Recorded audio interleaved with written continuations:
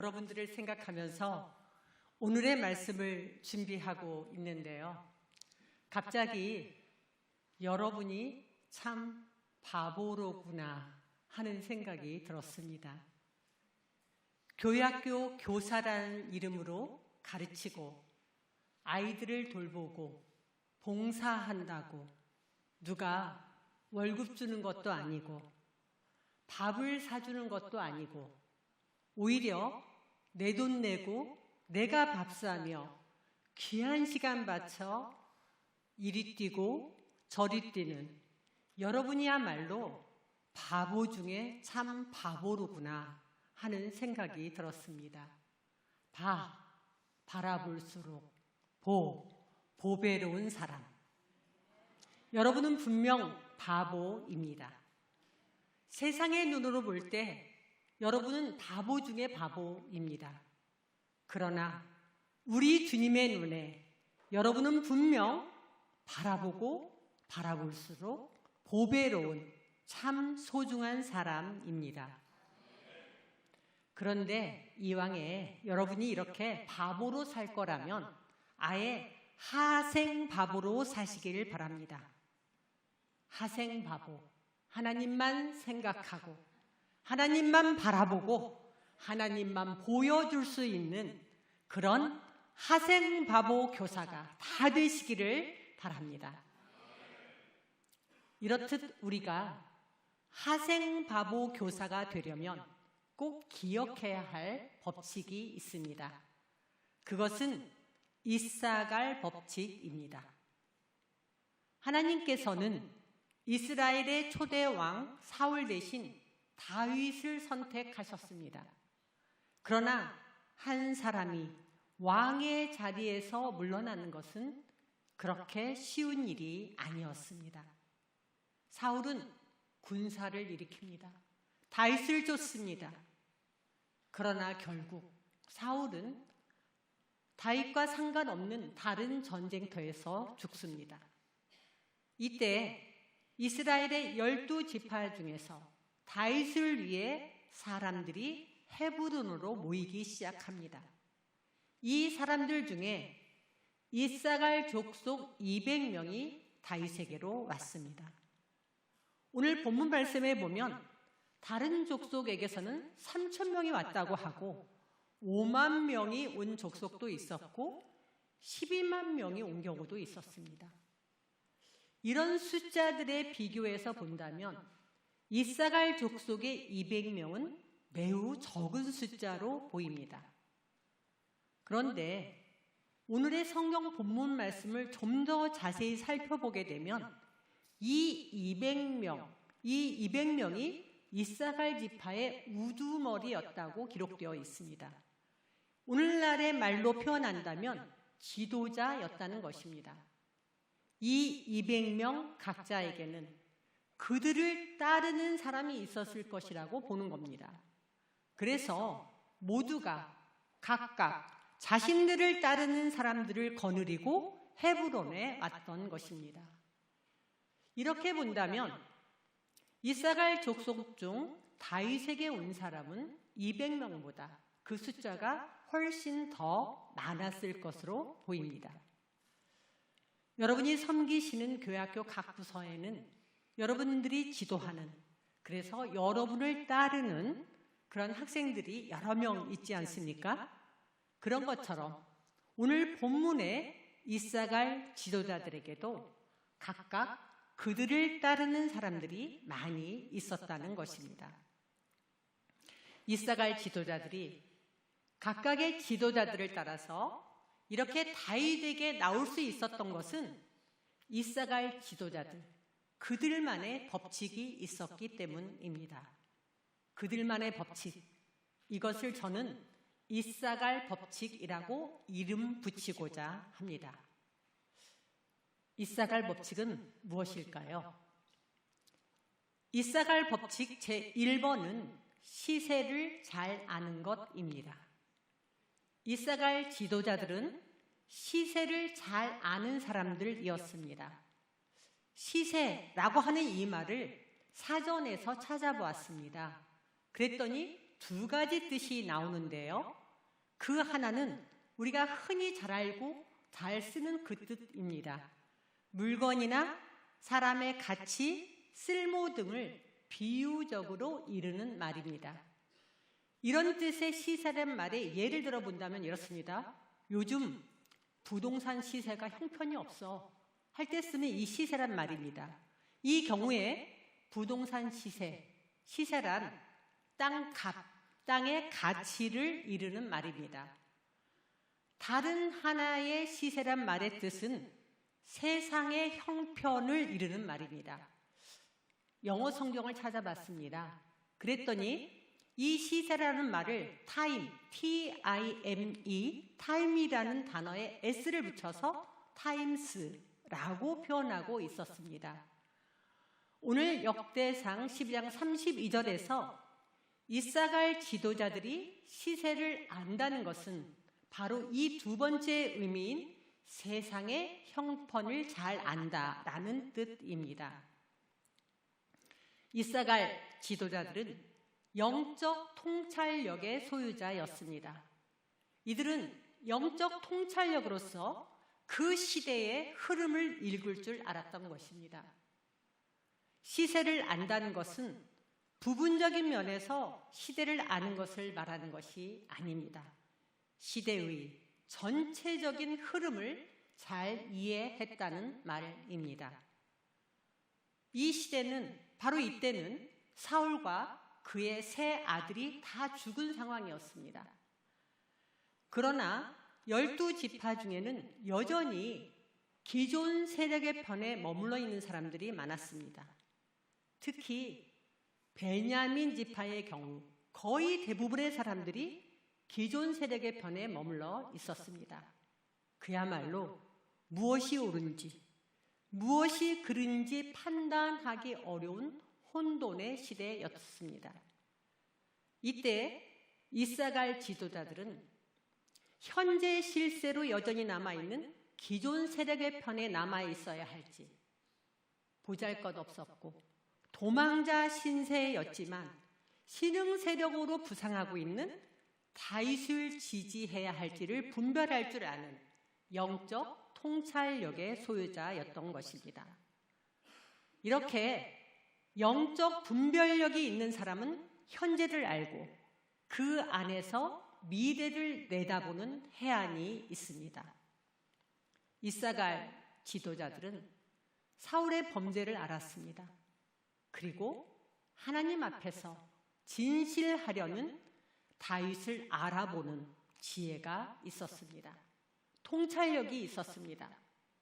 이사갈 지도자들의 시세를 알아보는 이 통찰력은 말씀과 시대를 읽는 눈으로부터 왔던 것입니다. 동서고금을 막론하고 한 시대의 지도자가 되려면 그 시대를 알고 그에 걸맞게 행동하는 법을 알아야 합니다. 이것을 위해 칼바르트라고 하는 신학자는 이런 말을 했습니다.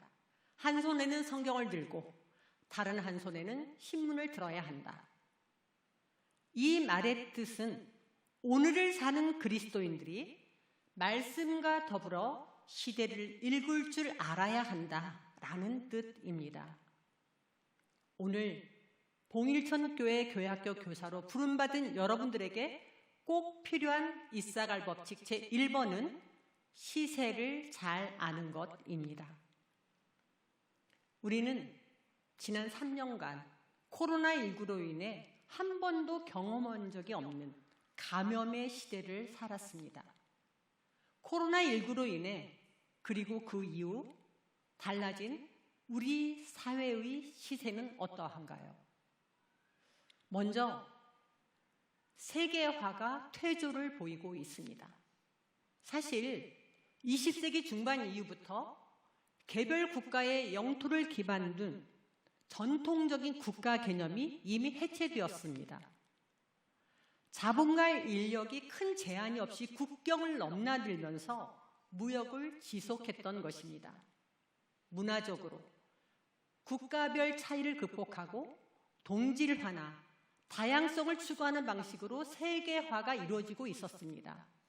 그러던 것이 코로나19로 인해 지금은 지역 중심 세계화로 전환되고 있는 상황입니다.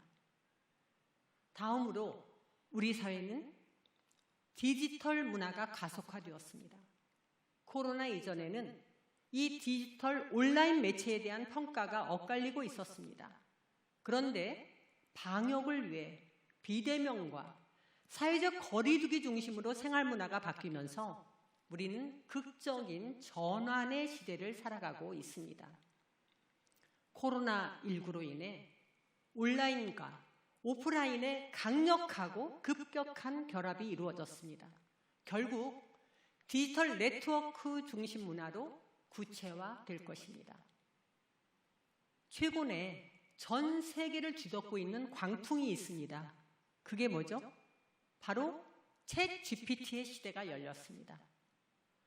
챗 GPT는 오픈 AI라고 하는 그 회사에서 개발한 인공지능 챗봇을 말합니다. 이 오픈 AI 회사는 미국의 인공지능을 연구하는 연구소인데요. 여기에서 개발한 그 챗봇이 그 챗 GPT입니다. 그런데 이 챗 GPT는 쉽게 표현한다면 거대한 언어 모델이다라고 볼 수 있습니다. 입력받은 단어를 바탕으로 그 다음에 어떤 단어가 와야 되고 어떤 문장이 와야 될지를 예측하는 알고리즘이라고 생각하면 돼요. 여러분들이 뭔가에 관심을 가지면, 예를 들면 치약을 사려고 인터넷 들어가서 검색을 하면 그 다음에 치약과 관련된 칫솔도 살 것이다, 또 그거 관련된 치간 칫솔도 살 것이다 하면서 계속 뭔가 따라오지 않습니까? 그걸 알고리즘이라고 하죠. 바로 이런 형태로 진행을 하는 거고요. 이 인공지능을 활용해서 방대한 양의 언어 데이터를 이제 학습을 하는 겁니다. 그리고 그렇게 해서 가지게 된 언어의 형태를 재구성해서 문장으로 표현하는 것입니다. 이 프로그램은 트랜스포머라고 하는 기술을 사용해서 만들었는데요. 그런데 여기서 한 가지 주의해야 될 것은 이 GPT 모델이 학습된 데이터를 바탕으로 생성된 모델이기 때문에 종종 오류가 발생할 수 있다는 겁니다. 자신이 학습된 게 잘못된 거면 잘못된 정보가 나올 수밖에 없다는 거고, 부적절한 답변이 생성되기도 합니다. 제가 얼마 전에 들었던 그 뉴스에 의하면 그런 얘기가 있었어요. 미국에서 변호사가 아마 이혼 소송을 하면서 본인이 맡았던 사람하고 비슷한 어떤 판례를 찾았는데, 그것을 어디서 찾았냐면 챗 GPT에서 찾았어요. 그리고 냈는데, 그런데 나중에 알고 보니 이것은 전혀 있지도 않은 사실이었고 누군가 쓴 소설과 같은 내용이 챗 GPT가 접속해서 알려준 거였습니다. 그래서 결국 그 변호사로서의 자격증도 잃는 그런 일들도 우리가 볼 수가 있었습니다. 그래서 우리가 여기서 생각해 볼 수 있는 건 뭐냐면, 사실은 우리가 지금까지 인터넷을 통해서 뭔가를 접속을 한다고 해도 그것이 완벽한지 아닌지를 우리가 판단하는 능력이 있어야 하듯이 챗 GPT가 우리에게 주는 정보도 마찬가지라는 것입니다. 그럼에도 불구하고 우리는 이제 이 챗 GPT를 활용해서 글도 쓸 수 있고, 학생들이 개인 가외 선생님처럼 영어도 배울 수 있고, 내가 모르는 수학도 풀어주는 과정들도 공부할 수 있고, 또한 일반 회사에 다니는 사람들의 경우에는 그 어려운 프레젠테이션 거기서 도와줄 수도 있고, 영어 이메일도 작성해주고, 이렇게 많은 분야에서 사용될 수 있고, 이것이 앞으로 더 발전되고 계속 더 나아갈 것으로 전망이 되는 시대입니다. 또 하나 빼놓을 수 없는 그 변화는 교육의 변화입니다. 코로나19의 영향으로 교육체계 전반이 재구성되고 있는 상황입니다. 특히 교육에 있어서 교회의 역할이 과거에 비하면 축소되고 있는 상황입니다. 교사의 주도로 교회 교육이 이루어졌다면, 이 코로나로 인해서 가정의 부모가 교육하는 것의 중요성과 함께, 그리고 또한 이 교회의 교육이 가정으로 옮겨가는 추세로 가고 있다는 것입니다. 그래서 교단총회에서도 이것과 관련된 자료들을 지금 개발 중에 있습니다. 또한 요즘의 시대는 을들의 반란의 시대라고 합니다. 을들의 반란이 결국 재벌 총수 일가의 횡포, 가진 자들의 불법에 대한 고발로 이어지고 있습니다. 과거에는 돈, 권력, 배경에 기대어서 불법을 일삼고 반칙을 일삼고 인권을 짓밟던 그런 일들이 있었다면 이제 이런 일들은 곧 있으면 구시대의 유물로 남을 것으로 보입니다. 을들의 반란이 가져온 것 중에 하나가 미투 운동이지요. 어느 교회에서 실제로 있었던 일인데요.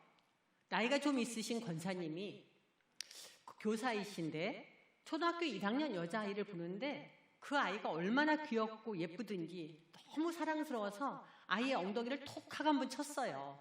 그런데 이 여자아이가 갑자기 정색을 하면서 엉덩이 만지지 마세요 하고 소리를 지르더라는 거죠. 이 교사가 얼마나 좀 당황하기도 하고 기가 막혔던지 아이를 빤히 쳐다보고 있으니까 여자아이가 변태라고 말을 하더라는 거예요. 이것이 요즘 시세의 흐름이에요. 요즘은 교사라는 이유만으로 아이들이 그 권위를 인정해주는 시대가 아닙니다. 나이가 많은 연장자라는 이유만으로 아이들이 어른들의 권위를 인정해주지 않습니다. 교회에서 특별한 직분을 맡고 있다는 이유만으로 아이들이 권위를 인정해 줄 거라고 생각해서는 안 되는 시대입니다. 요즘 아이들은 명령하는 사람을 싫어합니다. 강요하는 사람 정말 싫어합니다. 너무 많이 하는 사람 좋아하지 않습니다. 잘난 척하는 사람 재수없어 합니다. 이런 사람을 오히려 꼰대라며 비하합니다. 꼰대 자가 진단법이 있더라고요. 많은 사람들이 나는 아니려니 싶을 텐데요. 한번 9가지의 문항인데 여러분에게는 몇 개가 해당되는지 한번 체크해 보시기 바랍니다. 꼰대 자가 진단법입니다. 1. 적게 듣고 많이 이야기한다.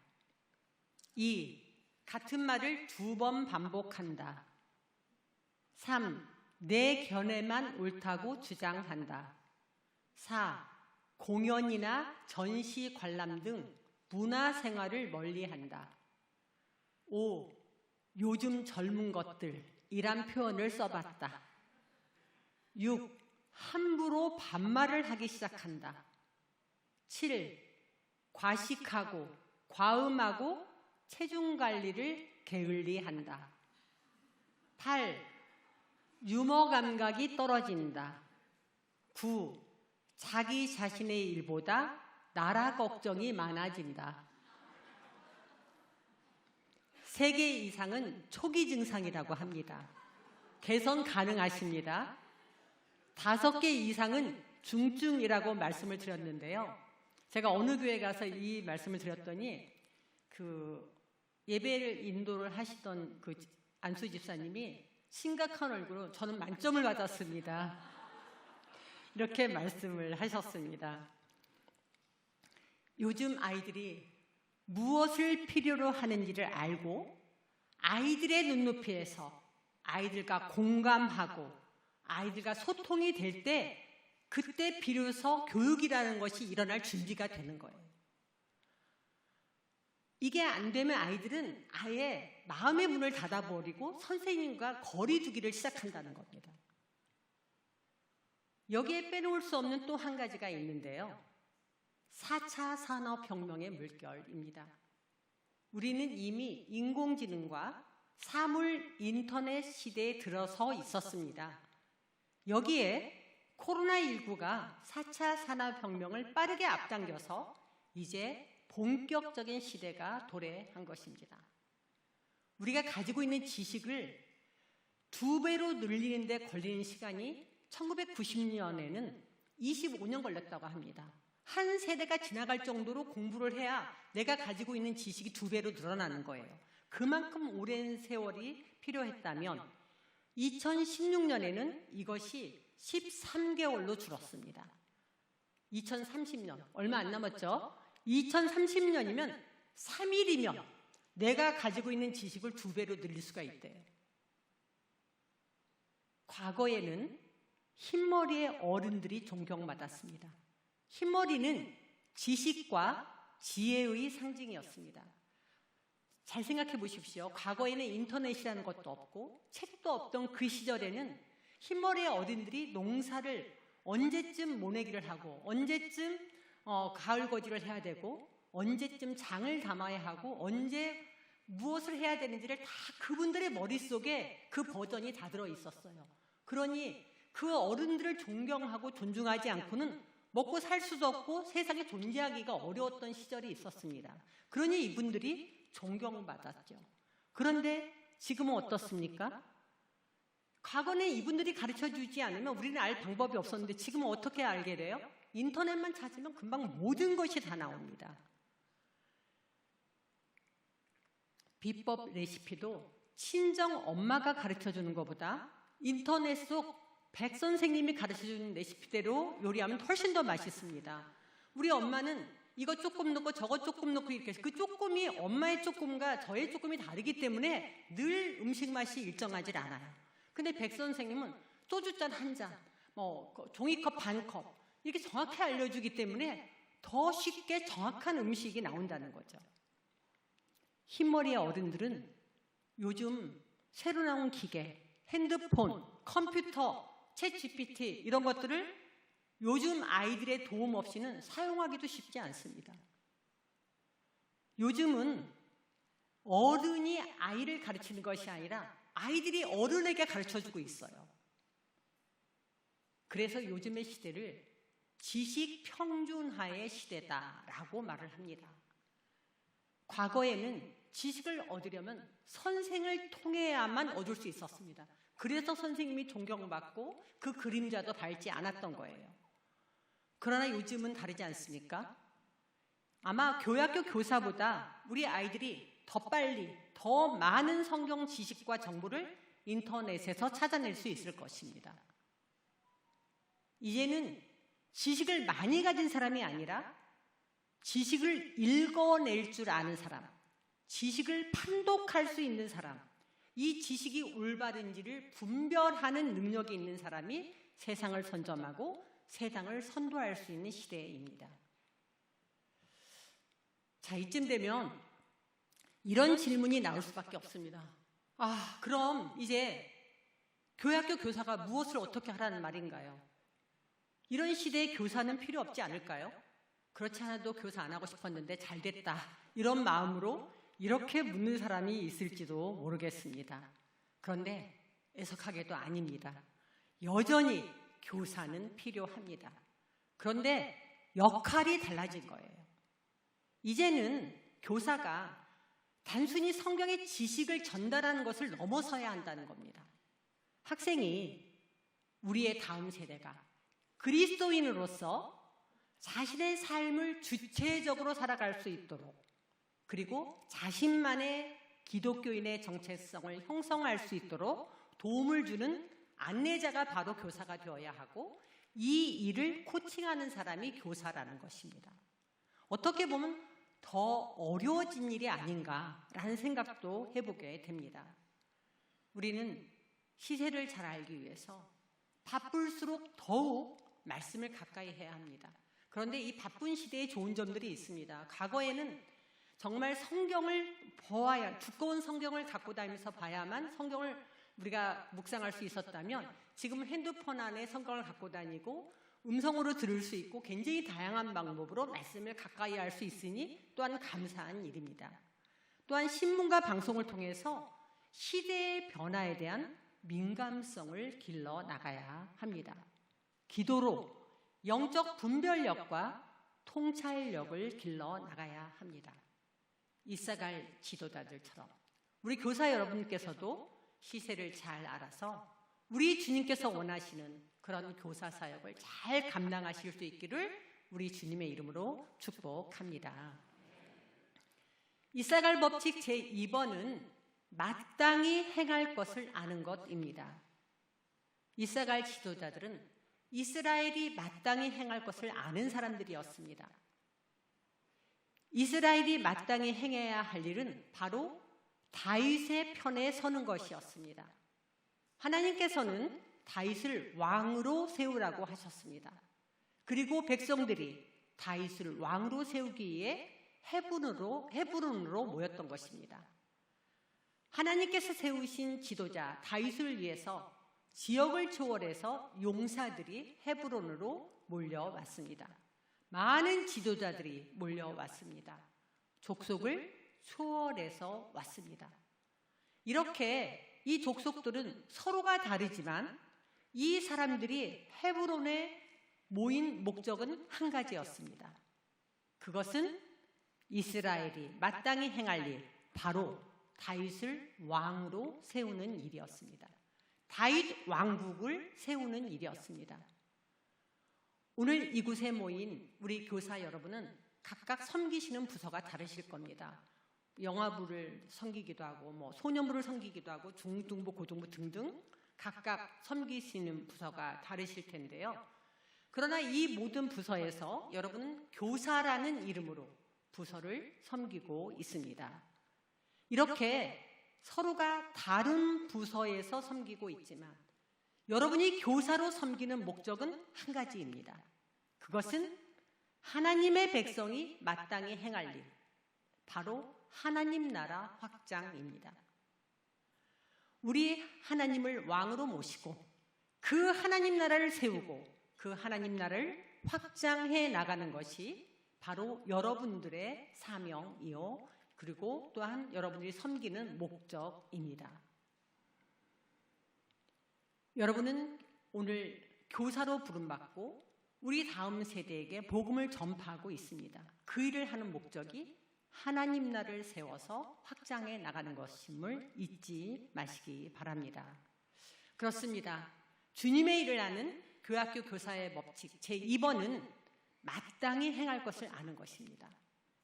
이사갈 지도자들이 분명한 목적의식을 가지고 헤브론에 모였던 것처럼 여러분은 오늘 교사 헌신 예배를 통해 하나님 나라 확장이라는 여러분 사역에 대한 분명한 목적을 알고 분명한 목적이 이끌어가는 교사 사역을 이루어가실 수 있기를 우리 주님의 이름으로 축복합니다. 이사갈 법칙 제3번은 모든 형제를 통솔하는 것입니다. 다윗에게로 온 이사갈 지도자 200명은 자신의 형제들을 통솔할 능력을 지닌 사람들이었습니다.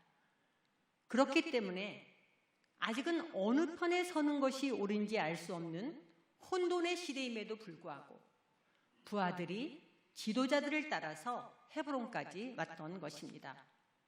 이사갈 자손들은 자신들의 지도자들이 시세를 잘 알고 있고 자신들을 통솔할 능력이 있다는 것을 믿었기에 지도자들을 따라서 헤브론까지 왔던 것입니다. 사실 한 단체의 지도자가 되거나 교사가 되어서 사람을 통솔한다고 하는 것은 그렇게 쉬운 일이 아닙니다. 학생들이 믿고 따라줘야 하고 또한 하나님 앞에서 부끄러움 없어야 하기에 참으로 두렵고 떨리는 일입니다. 4년 전 역사적인 남북 정상회담이 있었을 때 한 에피소드가 국민일보에 보도된 적이 있었는데요. 문재인 대통령과 김정은 북한 국무위원장의 판문점 선언이 끝난 뒤에 이 모습을 뒤에서 지켜보며 감격의 눈물을 흘렸던 한 사람이 있었습니다. 그분은 바로 서훈 국가정보원장이고 장로님이셨는데요. 이 모습을 방송을 보면서 지켜보던 우리 교단의 김동호 목사님이 이 장로님께 문자를 보냈습니다. 저도 울었습니다. 계속 기도하겠습니다. 이 문자에 서훈 장로님이 답신을 보냈다고 합니다. 목사님, 감사합니다. 막막하고 두려울 때마다 내가 일한다는 말씀으로 여기까지 왔습니다. 기도해 주세요. 그렇습니다. 우리를 세워주시고 우리에게 사명 주신 우리 주님께서 일하십니다.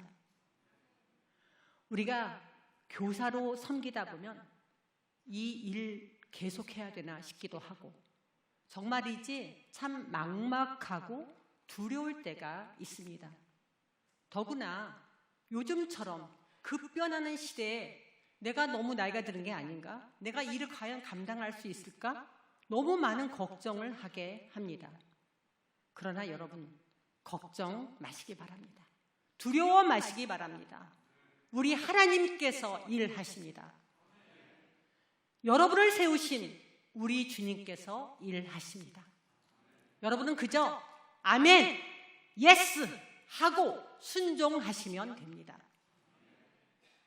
사실 어떤 선생님은 교회학교 교사가 되어 우리 주님을 잘 섬기고 싶다라고 하는 소망을 두고 있던 차에 교사가 되었을 것입니다. 그러나 어떤 선생님은 그야말로 어쩌다 보니 본인이 교사가 되어 있는 거예요. 또 어떤 선생님은 교사할 사람 없다며 억지로 등 떠밀려서 교사가 되었을지도 모르겠습니다. 그러나 중요한 것은 자의가 되었든 타의가 되었든 이런 모든 과정을 통해 하나님께서 여러분을 부르셨습니다. 아멘? 아멘. 하나님께서 우리 한 사람 한 사람을 교사로 부르셨습니다. 그러니 우리는 주님의 부르심에 순종해야 합니다. 맡겨진 교사로서의 사명을 늘 감사함으로 겸손하게 열정을 가지고 기도하며 감당해 나가야 합니다. 사명이라고 하는 이 말은 하나님께 인정받은 자라는 말입니다. 더 쉽게 표현한다면 하나님의 대사가 되었다라는 뜻입니다. 우리가 하나님의 일을 할 때 하나님으로부터 파견받은 자가 되었다라는 말인데요. 하나님께서 여러분을 교회학교 교사로 파견해 주신 겁니다. 그러니 여러분이 교사 일을 하다가 힘이 들 때 우리 주님께서 여러분에게 힘 주시지 않겠습니까? 여러분이 교사를 하다가 혹시 좌절될 일이 생겼을 때 우리 주님께서 여러분을 파견하셨으니 우리 주님께서 여러분에게 용기 주시지 않겠습니까? 여러분이 어려움 당할 때 우리 주님께서 피할 길을 주시고 능력 부족하실 때 우리 주님께서 능력 주십니다. 교사 여러분, 여러분 혼자 일하는 것이 아닙니다. 하나님이 하십니다. 하나님이 하십니다. 오늘도 전능하신 하나님께서 여러분과 함께 하셔서 능력 주시고 힘 주시고 함께 하실 줄 믿습니다. 어찌하다 보니 제가 교단 총회에서 사역한 지 벌써 25년 차가 되었습니다. 그래서 총회에서 제일 어른이 됐어요. 그런데 사실 이 시작은 아주 미묘한 곳에서 시작했는데요. 어느 날 제가 7월로 기억합니다. 7월 어느 날이었는데 이른 아침에 한 6시쯤으로 기억하는데 총회에서 일하는 저희 남편 고등학교 후배가 전화를 한 통 합니다. 그리고 저더러 오늘 하루만 총회 교육자원부에서 아르바이트를 해달라고 해서 그냥 갔습니다. 그랬는데 그것이 계기가 되어서 아르바이트를 6개월을 하게 됐고 제 전임 간사가 급히 남편 따라서 대구로 내려가면서 후임이 됐고 그러면서 제가 총회 교육자원부 간사로서 아동부 교재 개발 책임자로 14년 6개월을 일했습니다. 그러다가 총회 훈련원에 원감님이 은퇴하시면서 많은 분들이 도와주셔서 제가 또 원감으로 가서 6년 6개월을 원감으로 섬기게 되었고요. 우리 또 그때 우리 김용관 목사님께서 이 강북 지역 훈련원 또 이렇게 일을 맡아주셔서 함께 또 일도 하곤 했었는데요. 그러다가 2020년에 저희 교단이 전체 기구 개혁이 되면서 부서가 다 통합이 되게 됩니다. 그러면서 교육자원부와 훈련원이 통합되었고 그 일에 제가 교육훈련처의 총무로 2020년 4월에 부임을 하게 돼서 지금 4년째 섬기고 있는 상황입니다. 이 짧지 않은 세월 동안에 제가 많이 받은 질문이 하나 있습니다. 누구 백으로 총에 들어왔냐는 것입니다. 제 뒤에 어떤 배경이 있어서 이렇게 남성들만 많은 이 총회 교단에 와서 여기까지 왔느냐, 일을 하느냐 이렇게 묻는 분들이 짓궂게 그렇게 묻는 분들이 있습니다. 그래서 제가 한번 생각을 해봤습니다. 그런데 정말 저는 아무런 빽이 없더라고요. 저희 친정과 시댁을 모두 합쳐도 지금까지도 집안에 부끄럽게도 장로님 한 분이 안 계십니다. 안수지사님도 안 계시고요. 권사님도 안 계십니다. 저와 저희 남편이 유이한 목사로 섬기고 있을 뿐입니다. 그런데 다시 또 생각해보니 표면적으로는 이런데 사실 저에게는 남으로는 엄청난 빽이 있었더라고요. 바로 우리 주님이십니다. 우리 주님이 저의 배경이십니다. 우리 주님이 저의 지혜입니다. 여전히 많이 연약하고 많이 부족한 사람이지만 제가 여기까지 올 수 있었던 것은 그야말로 우리 하나님께서 저의 배경이 되어주시고 어려운 일이 있을 때 그 사명에 합당하도록 힘이 되어주시고 지혜가 되어주셨기 때문입니다. 그래서 저는 어떤 상황 속에서도 감사하지 않을 수 없습니다. 여기서 제가 한 가지 깨달은 것은 제가 없다고 하나님의 일 못한 것 아닙니다. 저보다 더 잘나고 더 유능한 사람들이 너무나 많습니다. 그런데 그 사람이 아니라 바로 저를 목사로 써주셨고 교단에 그런 교육훈련처를 맡겨주셨다는 거죠. 그런데 이게 목사에게만 해당되는 것이 아니라는 생각이 듭니다. 세상에 많은 사람들 중에 봉일천 교회에도 많은 사람들이 있는데 특별히 여러분을 교사로 세우신 분이 우리 하나님이시고 여러분을 통해서 하실 일이 있다는 거죠. 여러분이 교사를 안 해도 죄송합니다. 여러분이 교사를 안 해도 하나님의 교회는 하나님의 뜻에 따라서 무궁하게 왕성하게 성장할 거라고 믿어요. 그런데 그 많은 사람 중에서 특별히 여러분을 선택해서 교사로 쓰이게 하셨다는 겁니다. 세상에 많은 사람들이 목사지만 저를 이곳에 불러주신 것에 대한 감사가 있듯이 여러분에게도 마찬가지로 감사와 감동과 그 큰 애를 우리가 생각해야 된다는 것입니다.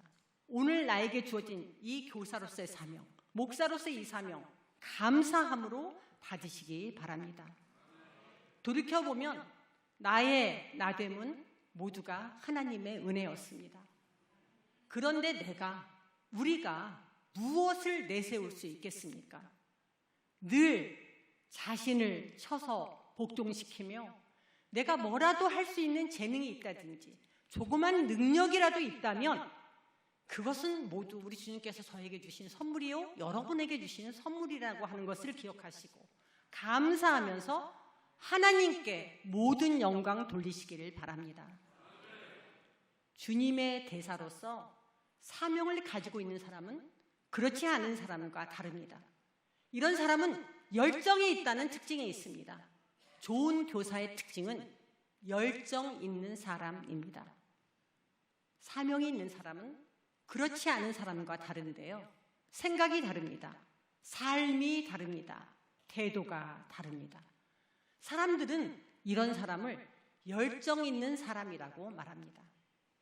감사와 겸손, 그리고 학생에 대한 사랑과 하나님에 대한 사랑과 사명으로 열정이 있으면 여러분의 사역이 더욱 형통하실 것이고 여러분의 앞날이 더욱 크게 복될 줄로 믿습니다. 주님의 일을 하는 교사의 법칙 제3번이 뭐라고 했습니까? 모든 형제를 잘 통솔하는 것입니다. 우리가 교사로 섬김에 있어서 꼭 기억해야 할 이사갈 법칙을 다시 한번 상기해 보겠습니다. 이사갈 법칙 제1번은 시세를 잘 아는 것입니다. 이사갈 법칙 제2번은 마땅히 행할 것, 즉 하나님 나라 확장에 대해서 잘 알고 그 목적에 맞게 사역을 하는 것입니다. 이사갈 법칙 제3번은 모든 형제들, 다시 말하면 우리의 다음 세대들을 잘 통솔하는 것입니다. 이제 말씀을 마치려고 하는데요. 제가 지난 주간에 제주도에 2박 3일 출장을 다녀왔습니다. 일을 하러 간 것이긴 하지만 그래도 이왕 제주도까지 갔으니까 소위 말하는 웨이팅 식당에 한번 가보기로 했습니다. 그래서 그 흑돼지 고기를 잘 숙성해서 판다는 바로 그 집을 예약을 했는데요. 오후 4시에 오픈인데 이미 저희가 예약을 들어가 보니까 번호가 59번 웨이팅이에요. 저희가 이제 20번 정도 남았을 때 주차장에 들어갔는데요. 20대로 보이는 주차맨이 다가왔습니다. 그리고 차를 어디에 대야 되는지 안내를 하는데요. 마치 저희 일행을 전에부터 잘 알고 있는 사람처럼 아주 친근한 말씨로 주차를 설명을 해주었습니다. 그리고 설명을 마치고는 이런 이야기를 합니다. 프로잖아요? 이해했잖아요? 그런데 이 말을 듣는데 참 묘한 생각이 드는 거예요. 저희 일행이 5명이었는데 그 말에 기분 좋게 웃으며 그래 우리가 프로지. 그러니까 좁은 공간에 차를 잘 주차해야지 하면서 유쾌하게 차를 주차를 했습니다. 뭐 예상했던 대로 그 집 고기는 정말 맛있었습니다. 그런데 저는 그 고기 맛보다 제 머릿속에 더 오래 남는 것은 그 주차맨이었어요. 유쾌하게 일하는 모습, 사람들을 존중하는 말씨, 그 주차맨으로 인해서 더 좋은, 기분 좋은 식사를 한 것이 아니었나 이런 생각을 해봅니다. 교사 여러분, 여러분은 프로잖아요? 지금까지 제가 한 말들 이해했잖아요? 이사갈 지도자들처럼 여러분은 시세를 잘 알아야 한다는 것을 잘 알았잖아요? 그리고 여러분이 가르치는 목적이 하나님 나라 확장이라고 하는 것을 이해했잖아요? 나아가 여러분은 우리의 다음 세대를 잘 다스리는 지도자로서 이들을 잘 섬기실 것입니다. 왜냐하면 여러분은 프로잖아요. 기도하겠습니다. 하나님 감사합니다.